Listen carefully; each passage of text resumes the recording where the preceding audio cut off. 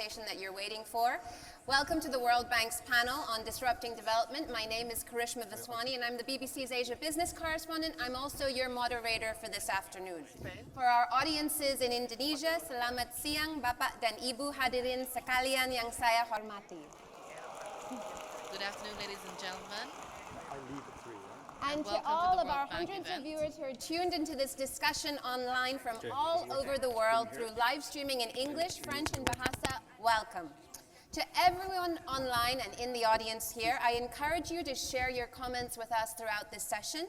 There are two ways you can do this, either on our online platform, or the World Bank's online platform, I should clarify, at live.worldbank.org, or through Twitter, and you should be able to see that on your screen, the hashtag digitaldev, hashtag digitaldev. Now, right before we get started, I just want to get a show of hands while you're making your way to your seats. How many of you in the audience use a social media platform? I bet it's a lot more than that. Come on, be honest. Yeah, it's pretty much everybody in this room, right? So let me give you a statistic to show you just how much our lives currently depend on the digital economy. More than 1/5 of the world's population is now believed to be a member of one or more social media platforms. Just think about how much time you're wasting on Facebook, guys. In 2016, the global digital economy was worth $11.5 trillion. That's 15.5% of global GDP. In less than a decade, it's going to shoot up to 25%. But this digital future that I've just explained, which will have massive ramifications, not just for us, but the kinds of jobs that our children will be taking or trying to get access to employment in these sorts of industries, this is a digital future that is not guaranteed for all of us. Almost 4 billion people around the world, think about it, I've explained how important this digital economy is, but 4 billion people around the world, still don't have access to the internet. So how do we use these digital platforms to empower some of the most disadvantaged in society, but at the same time addressing the rights and the rights of privacy and security of the people who use these platforms? We'll have 2 parts to this event to discuss this issue. The first will be a high-level conversation between the World Bank's president and Alibaba's Jack Ma. The second will be a panel discussion with some of the brightest minds on this topic from around the world. Very soon, I'll be introducing you to the very first part of this discussion, but in the meantime, please do take your seats, get ready for the program, turn your phones off, and be prepared for what I'm sure, will be an extremely scintillating afternoon. I'll be back with you in just a moment.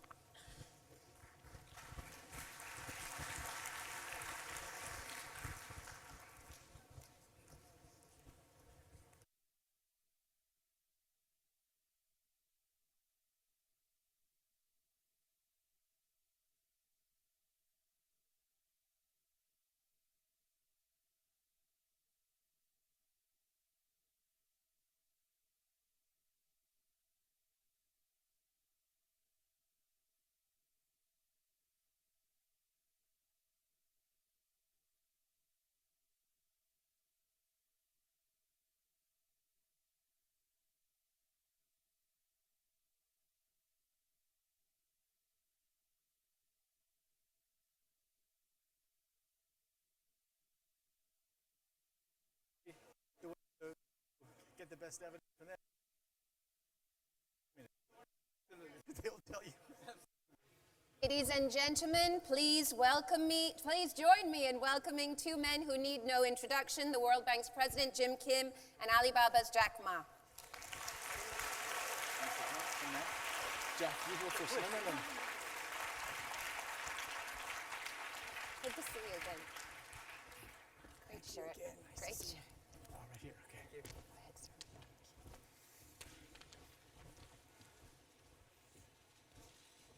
Jack, have a seat. Jack, I think they're not here for me. Well, thanks. We all come here for you. No. Thanks for coming, and thank you everybody for coming to what I think is going to be an extremely important discussion for so many reasons. But here's why I keep referring to Jack. We met 6 years ago. It was the first few months of taking over, and Alibaba was big, but it wasn't huge like it is right now. You were not a household word throughout the world. But then I began to ask my own team, if the Alibaba model is the path forward in development, are we building the right things in developing countries? And you've heard me say this. 25, 30 years ago, we had a debate in the World Bank about whether we should invest in telephone poles in India. And luckily, we didn't invest in telephone poles in India. But the question we keep asking is, are we doing the equivalent of investing in telephone poles in India? Do we have things in our portfolio that are just not going to be helpful for the future? So I've seen the tremendous work that you've done in what I would call democratizing access to capital, markets, marketing, procurement, even accounting. Last time I visited Hangzhou, you told me that your Alibaba clients can do their accounting online. So what do you think, Jack? You've now visited 7 countries in Africa. Can the Alibaba model of providing immediate access to cash to markets, can that work in places like Africa, other countries in South Asia? Because we're worried. We don't know that the traditional path of agriculture, light manufacturing, heavy industry, we don't know that path is open anymore. Yeah, thank you. I think absolutely, internet is designed for developing countries. 19 years ago, when I started Alibaba, I think what we've said, we should focus on helping small companies, when the USA e-commerce focus on big companies. And the USA internet, e-commerce company, they focus on cut the cost for the big companies. What we believe is that we should help small business to make money on the internet. Because don't teach customer how to cut the cost. They know better than you do. But helping small business to make the money, that is the key. So when we started, we found in China there's no internet, the connection, there's no payment, no logistics, and the small business cannot raise the money. So in the past 19 years, we said if there's no infrastructure of the marketplaces, so we should help small business to reach the market. A small business normally can sell only in their own town. How can we sell their products to the capital, to the other cities, to the other countries? Second is how we can help small business using internet to reach the money. So that is why we have the Alipay. How can we help in small business to reach logistics? They can deliver things quickly. So we help in building up a lot of logistic companies. And then how can we help small business to reach the training? So everything we do, we think by using internet to support small business. And when people say, China, know this, know that, I think because of this, know that leaves entrepreneur like us the opportunity. So if there's no logistic, we build a logistic. If there's no financing system, let's build a financing system. But don't think you will succeed next year. You have to prepare for 10 years. Today, Alibaba to this size, not because we built it last year. 19 years. We never forget that we serve for small business. We serve for the girls, women. We serve for helping them reach market. This is how. And we believe, one of the things, Jim, I was saying, the day when I started our business, 18 founders, me, and I talked to my 17 colleagues in my apartment. I say, guys, we don't have money, we don't have technology, we don't have any resources, any relationship. If Jack Ma and us, we can succeed, 70% of the people in the world, they can be successful. We have to prove that by working hard, believe in the future, believe in the vision, and day after day to improve ourselves, this thing works. So this is what I think in Africa, developing countries, that's the opportunity is. Believe the future, work day and night. That's what I think. Jack, you told me, Thank you. You told me that there were some critical things that did exist. So for example, there were roads, there was a grid, there was the beginning of internet access. Then you built other things. I mean, I remember you told me the story that you helped farmers who otherwise would have left and gone to the cities, you helped them create transport companies. But sometimes they only transported the things for one part of the way and then they handed it off in another. So you created all these companies. But what were the critical things that were already in place that we should be thinking about now to build in, say, the poorest countries in Africa? What is it absolutely that you need for a platform-based economic growth to happen? Yeah, I think there are about 3 things that I've been quietly focusing on. Right. The government first, try to convince the government. The most important, I go to so many countries, right? Especially I'm keen on developing countries because Europe, they don't like me, and American, they don't like us. Right. Europe, they love people talk about regulations. Yeah. They love to discuss about the worries. This thing, what are you going to do? And in America, of course, they have their system. But developing countries, they love to change. They have to change. And if what we made in China happen, I think today, I visited Africa, and people say, we don't have this, we don't have that, we cannot do this, not like China. I said, this is exactly what I heard in the past 19 years in China. Nobody believed that we would work it. So we say, if we never think we will be successful in 10 years, we think 10 years later, there will be somebody, company succeed. If we give up, we have no chance. If we don't give up, we have chance. So every country I go, I try to convince the government. Very important, internet infrastructure.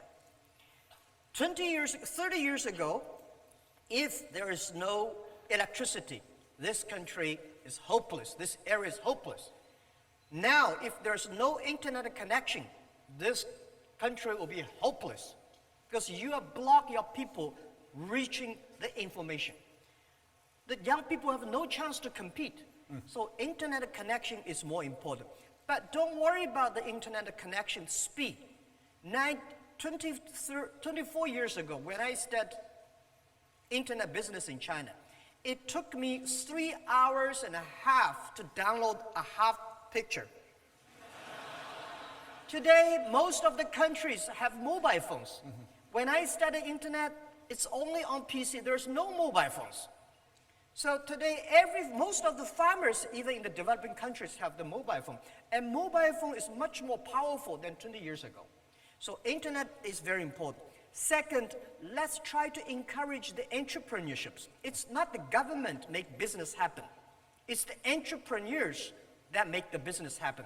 It's the entrepreneurs that they have their ideas and dreams. So helping them, empower them. These are the 2. Of course, the third is education. But why I said internet is inclusive is for developing countries. I don't know if you know that. It takes 60 years. When electricity was invented, 60 years later, electricity happened in Kenya, Africa. It takes much longer time for the first technology revolution to go to the underdeveloped countries. Today, every 2 or 3 years, mobile phone, internet cover almost everywhere. Normally, all the credit card is designed for rich people. All the good things designed for rich people, powerful company. Today, internet is so cheap, poor people can use it. Mobile phone payment. In China, more than 800 million people using mobile phone. Close to 300 million people in India using mobile phone. So this technology revolution is giving to the developing countries. If you believe it, you should work on it. So Jack, we're going to take you very much at your word. So one of the things that we've tried to do is, if you wait till we build the grid like in China, it could take a long time. So we're focusing on renewable energy with much cheaper, better battery power. Yes. We just announced we're going to put $1 billion for battery technology, which could change everything. You didn't mention roads, though. The road network was important. I mean, in order to do the deliveries, you had to have roads, right? Yep. Would that be on your list? Yeah, of course. Yeah. Road, but this is something that I think there are hardware infrastructure and software infrastructure. Hardware infrastructure, road definitely is. Internet infrastructure, mobile phone, and always transporting. I'm focusing on software infrastructure, education, entrepreneurship, and e-government. Why I want to say e-government? Because if the government is not the electronic, government will never be smart enough. And if the government is E, then government will be transparent, no corruption, open, connect to everybody. So this is what we think. I'm pushing on that. Yeah. The road definitely is if you want to be rich, you have to have the road. So Jack, you said something that you said two different things. One, you said it takes longer, and then the other thing you said is believe that it can happen. So it reminds me, what Bill Gates says all the time is, everyone overestimates what they can do in 1 year and underestimates what they can do in 10 years. And you said almost exactly that. So if that's the case, what does it take to be a great entrepreneur, right? And let me just put in context, right? So you say, small business, you work so hard, but I see you doing things that just blew me away. Like, for example, when I visited and you talked, we were getting ready for Singles Day, right? And I asked you, why on earth did you do this? You created a holiday. It's like Mother's Day, right? Yeah. Hallmark Cards created Mother's Day. You guys created Singles Day. And you have to scale up so aggressively in order to be able to handle all that traffic. And then after you do that, then you have excess capacity. Yep. And you were doing things like predicting the winner of singing contests, right? Yeah. Why? So how does that fit with the mindset of an entrepreneur? How are you trying to, what is it? Because you're doing things that I've never seen anyone do before. How does that then translate? Because I know you're trying to teach others about entrepreneurship. What are you teaching them? What do the people here need to know about creating an entrepreneurial culture? Yeah, an entrepreneur, first you should have your belief. When you have a belief, you have nothing to worry about. You don't fear, right? If you don't have a belief, the VC said, if you do this, you're gonna raising money. Then you're in trouble. So what you have to believe is what kind of value you bring to the customer. I am a believer, and I go anywhere say this. The Wall Street don't like this, but I go to Wall Street. When I raise money, I said, customer number 1, employee number 2, shareholder number 3. And one of the shareholders said, if I had known, Jack, that shareholder number 3, I would not buy your stocks. I said, please sell to now. Because it's the customer that pay us. It's the employees that work hard, we work together. If the customer happy, employee happy, shareholder will be happy. So believing is very important. Second, you have a great team. So you have to have the thing that believing is IQ. And EQ is working as a team. So if you want to be successful, better to have EQ. When you have a high EQ, people love to work with you. But if you have a terrible IQ, you will lose quickly. Because you are so stupid, you don't know how to, right? But You'll get along with each other, but you're so stupid you'll fail. That's right, Okay. because a lot of people succeed because of luck.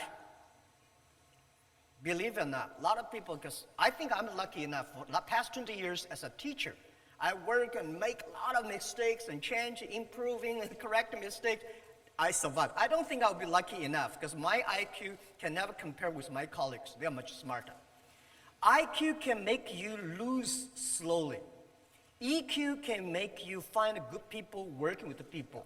But if you want to be respected, if you want to have a big heart, you should have LQ, the Q of love. So these 3 Qs are very important. You should have the Q of love, care others. You should have the EQ, work with the others. You should have IQ, you know what you are doing. Based on that, and then giving times, things will happen. So, Jack, you earlier today you told me that, the greatest soldiers are fearful. Entrepreneurs have no fear. What did you mean by that? Well, entrepreneurs, we never fear. Generals, soldiers fear because there's a war they kill. Business is not about killing. Competition it's a fun part of the business. We say, entrepreneurs, we don't cry, we make our competitors cry. Right? It's wisdom. It's not about killing. If you try to killing all the competitors, you're a professional killer. You are not an entrepreneur. Entrepreneur is that you improve by how can you make your better services by competition. And I think today politicians fear, and a lot of people fear, right? That, as I said to the Director General of WTO, when you put 200 ministers in a one room, try to agree on something, it's almost impossible.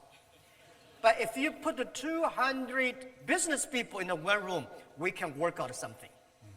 And we never fear because we can always work out something. So how did you develop this fearlessness, Jack? I mean, when I first met you, you told me the story that when Kentucky Fried Chicken came to China, you really wanted to work there. And there were 24 applicants and 23 jobs, and you didn't get a job at Kentucky Fried Chicken. You applied to Harvard 10 times and were rejected each time applying to Harvard. So how did those experiences teach you about being an entrepreneur? Well, Are they true stories, by the way? yeah, this is a true story. I applied a lot of jobs, all failed, and I tell myself, maybe I should do myself. As an entrepreneur, business people, you have to get used to be rejected. Why people should help you? People help you, that is very unusual. Right? Why people should help you? People don't help you, that is very usual. So as an entrepreneur, you have to get used to, well, you're rejected. As a salespeople, you go out, to sell something. You should tell yourself, today I go out to visit 10 customers, they will all say no, which is usual, so you came back with happy. If you sold one of them, you are extremely happy, you are better than you think. So this is optimistic. And when I started my business, people don't want to join my company. Because they say, internet. I've never heard about a company called there is a company doing internet. There's no even a word in a dictionary called internet. And the name Alibaba is so strange, right? And this guy always failed, never even get a job. They want to put So I said, guys, I tell to their wife, their parents, their husband, people who joining my company, our company, I'm sure no policeman will knock our door because we do criminal things. I promise tax bureau will not come to our company because we try to sneak away. These are the things I promise everybody in the company and their family, that we will never do any criminal things or bad things to the society. And I will promise that everybody will have tough lives. I will never promise you will be rich, you will be successful. But if we work hard, something could happen. And this is what we did. And I'm telling even now, we have so many people join our company every year. If I got a chance, I tell them, it's not Jack Ma give you the opportunity, give you the job. It's you created the opportunity for yourself, for everybody. And nothing to fear, because we never thought about sneaking from tax. We never thought about doing illegal things. We never thought about, and we're not allowed to do that. What do you fear? So Jack, I think it was in the summer of 2012.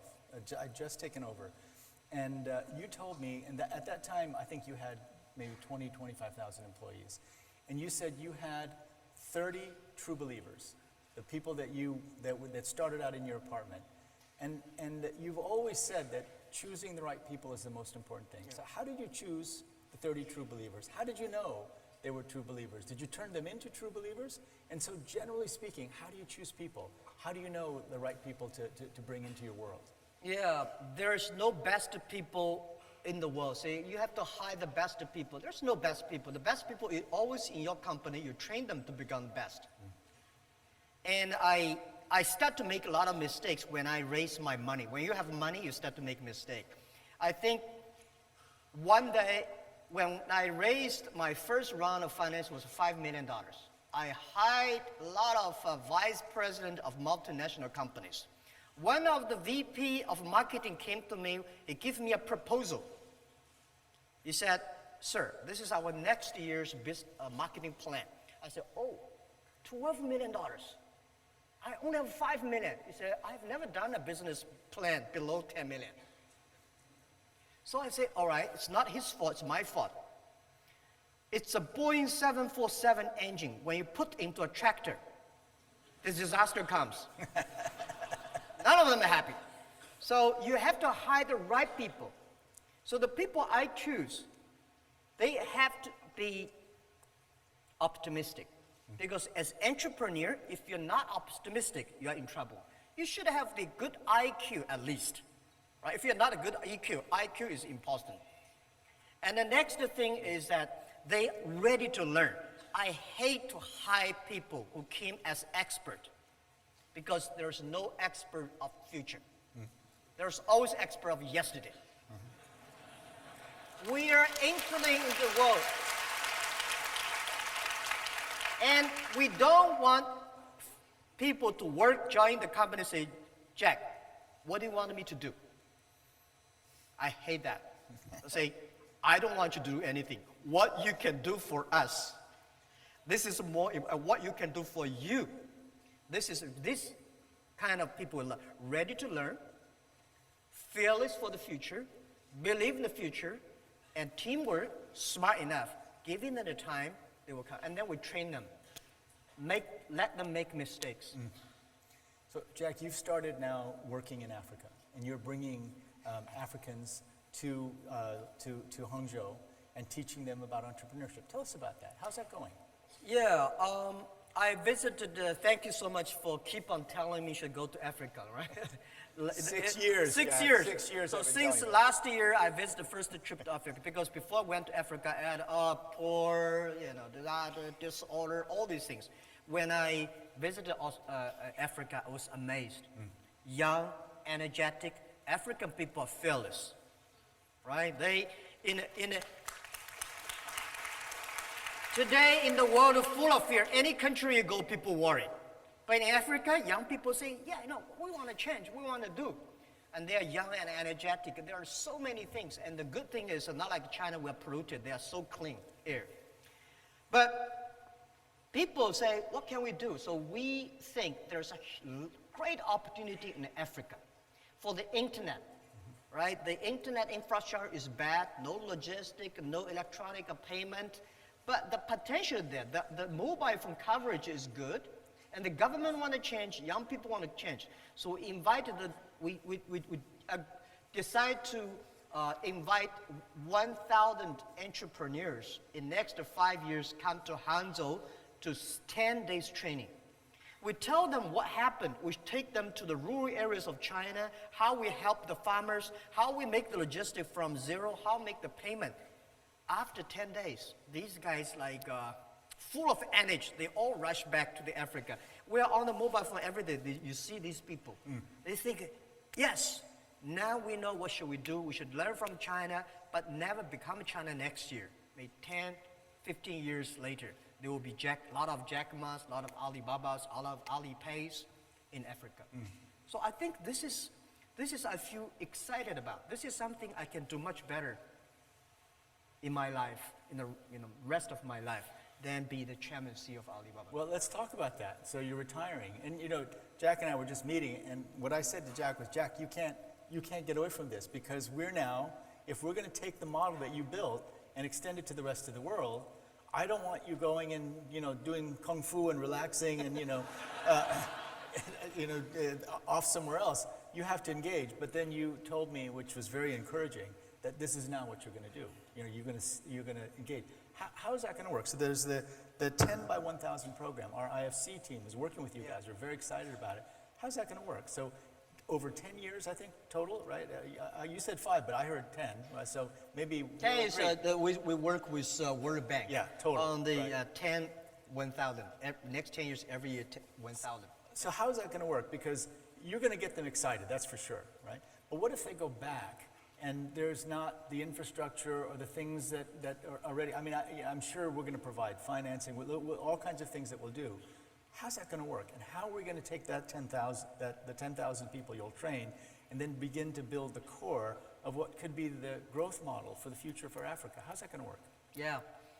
For every entrepreneur we invite to China, the first lecture lesson I tell them is about If everything is ready, you have no value. As entrepreneur, because things are not ready, that is why the society needs you. Because things are not ready, there's no this, no that. That is why we need entrepreneurships. So this is what I think. And next thing is I retire from the chairman position because to me it's not retire, it's a job rotation. I go back to education. I think education is more important than technology. Operating company like Alibaba, I'm a bit old. But doing education entrepreneur, I'm quite young. Next 30 years, human beings are facing huge challenge of technology, disruptive technology. A lot of people losing job. The way we teach our kids in the past 200 years are for the industrial period.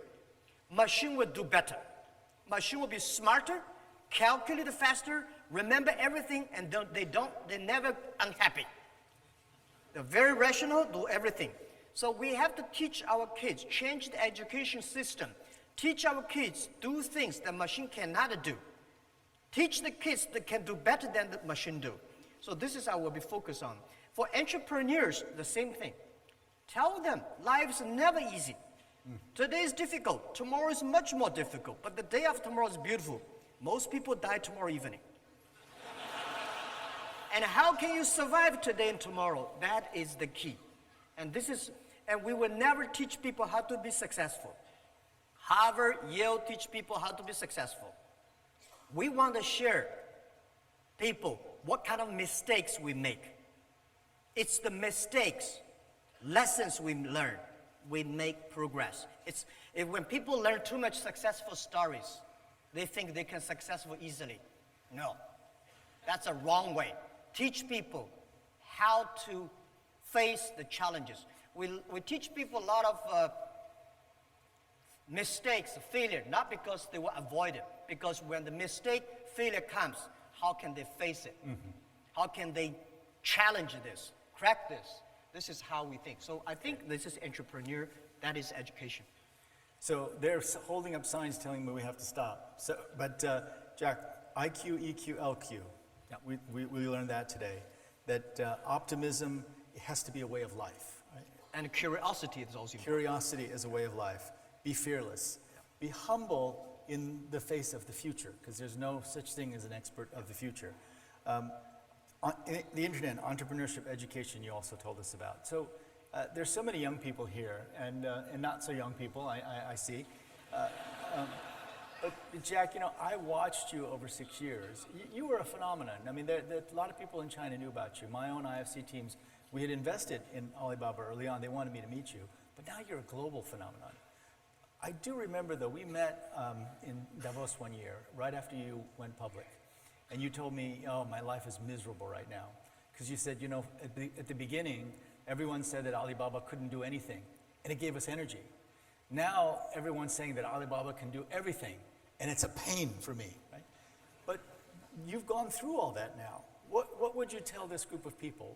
What are the most important lessons that you've learned in this really extraordinary life you've led? Yeah. Well, I think young people are the hope. So for me, if I want to keep my hope, I spend time on the young people. And every young people, I try to tell them life is not easy. I try to tell them that you come here not to work, but to enjoy yourself. You have to enjoy the work you're doing. You have to believe the things you're doing. You have to like the people you're working together. But the other thing is, ask whether young people, old people, ask us 3 questions. I keep on asking myself these 3 questions in the past 5 years. What do you have? What do you want? And what do you will give up? A lot of people don't ask, what do you want to give up? Oh, what do you have? Yes, I have nothing. And what do you want? You have a lot of things. And what will you give up? Always think about these questions. And then you will be fearless, you will be optimistic, you will know what you want. And this is when you're going on that, you will never sort of get lost.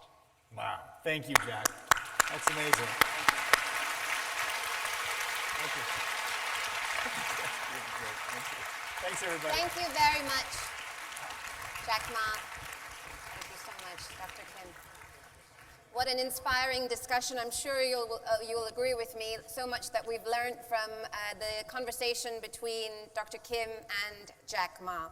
Now I would like to move on to the next part of the program where we look more closely at this issue, both the challenges as well as the opportunities. We have a packed panel ahead for you today, so I would like to call up to the stage Minister Heng Swee Keat, the Finance Minister of Singapore, the Secretary of State for International Development and Minister for Women and Equalities of the United Kingdom, Penny Mordaunt, Mats Granrud, Director General of the GSMA, Nandan Nilekani, Co-founder and Non-Executive Chairman of Infosys, and Nicola Miahi, Co-founder and President of the Future Society. Please do make your way to the stage, ladies and gentlemen, panelists.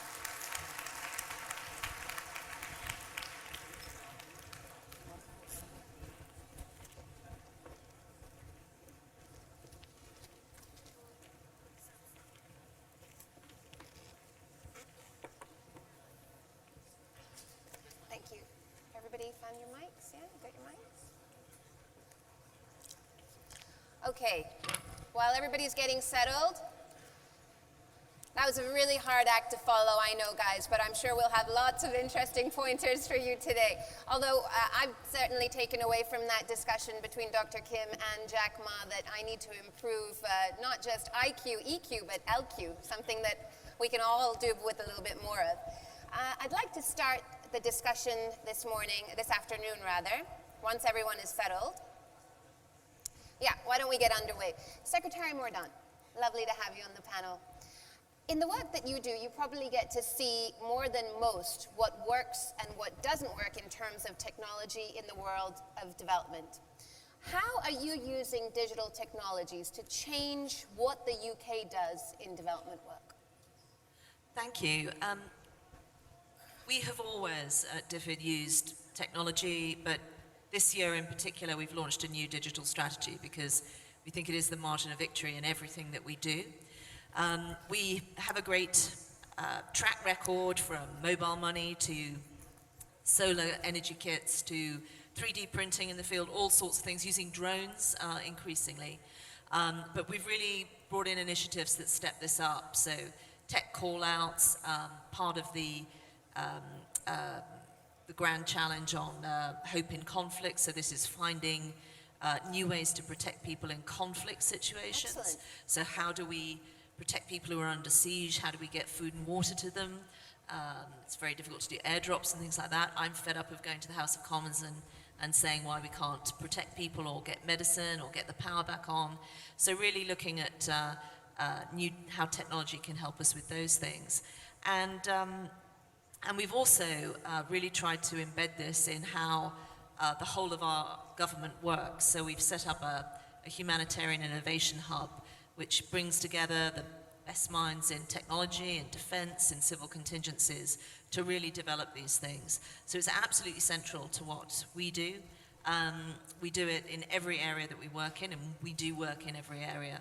But I think in particular this year on the humanitarian side, because increasingly we have very vulnerable people in conflict situations, and we need the smartest minds applied to giving us some new things in our toolbox to protect those people. Absolutely. You know, one of the things that Jack Ma was saying earlier is that if governments use digital technologies, they become more transparent, and then you have less corruption. And certainly, Minister, that's the model that Singapore has taken in terms of pushing ahead with digital technologies. I know you've been a big champion of that, and Singapore's been quite successful. But what were the challenges that you faced in the early days when you did try and initiate digital platforms for the government, in particular in the finance sector? Well, I think we have been fortunate in that we have started this a long time ago, and it helps that Singapore is a very small place, so it's not too difficult to get some of these things going. But at the same time, I think the big challenge is always to get consensus for making some of these changes and to have strong political commitment to this. We're very fortunate that our Prime Minister, the current Prime Minister, he actually had a diploma in computer science. He finished his degree in 2 years instead of 3, so he spent the extra year doing computer science. And he was one of the great advocates of this. And we started the National Computer Board some time ago, and he has been building up. The key really at the end of it is first and foremost building human capital, because you need a group of people who can do the difficult programming. We need to be very open to working with people from around the world, and at the same time to make sure that the benefits of what we do is clear to people. So for instance, our tax department have been doing this computerization for a long time, and in fact it has evolved over many years.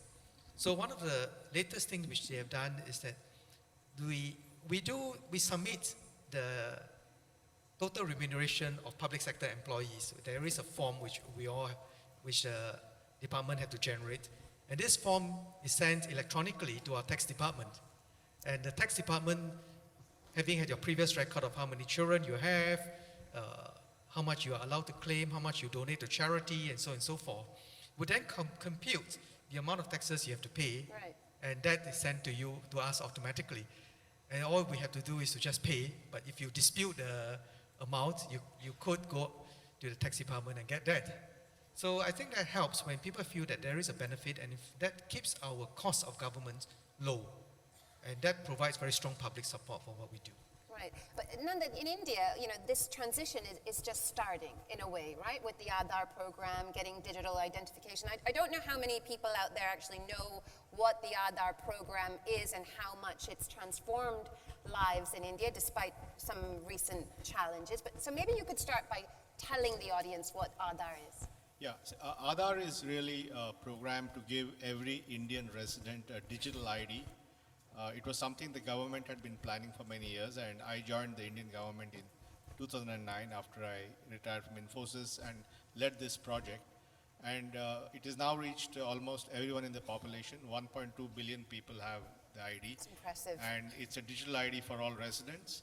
It's also linked to the banking system and enables you to link a bank account to the ID, and then you can get electronic transfers done. So India runs the world's largest cash transfer system where government sends money electronically into people's accounts. It's also an online ID which can use for authentication. The system does about 1.2 billion authentications a month. And it's also the basis for opening a bank account or getting a mobile connection. Right. That is about 3.4 billion transactions. So fundamentally, we went from an era 10 years back where many people didn't have an ID, to where they have a modern digital ID which can be verified online. So can you take this model and apply it to healthcare and education and other countries? Yeah, I think so. First of all, you need some kind of a digital ID for any kind of online activity. So for example, the Indian government has rolled out a major health insurance scheme, Ayushman Bharat, some time back, and that program requires an ID which will ultimately be linked back to the Aadhaar ID.